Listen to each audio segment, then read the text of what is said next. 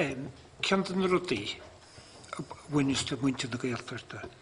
Nach féidir ahand nar hagann siad iste agus nar a chláiríonn siad go minic úsáid siad an leagan béarla an aim.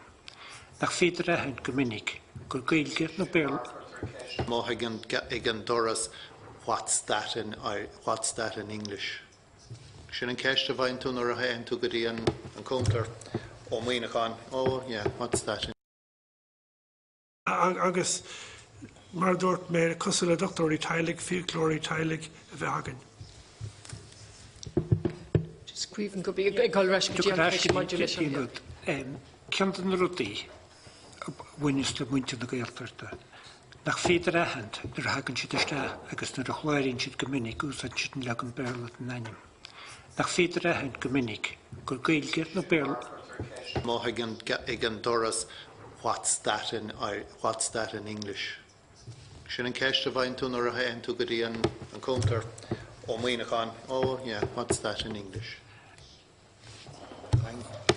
Sin an fág a bhíon annach chuid muintear na dtíine go hagann isteach chláirithe leat a spéirle.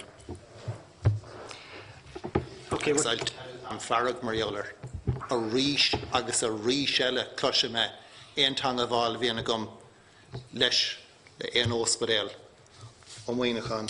Yeah, what's that in English? Tá mé cinn testum go darlíonn sin námaí, Tesa go fásta gur ceann na fáhanna go gurte ceist, agus ní mé gurí leisceile go bhfuil an duine tá gobar chúla counter, ach go minic chláiríonn daoine úsáidann siad an leagan béarla an aim, agus úsáidann siad an bun leagan gaeilge. Agus mar tá siad chláirigh ar chóras mór Andrís ó Muoineachán, agus éite gan eile bhfuil leagan eile an aim, agus an féil agus gachar eile céinge leis leagan béarla, go gohínte sin deacrachtaí na daoine tá gobar.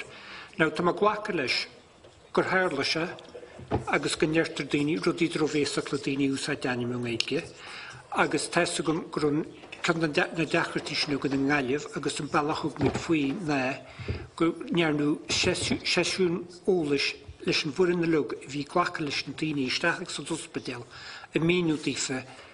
No, níl se séúd go masla tú duine do bhhair go tugann sin tanim Andrís ó Muoineachán na héin nar hagann se iste.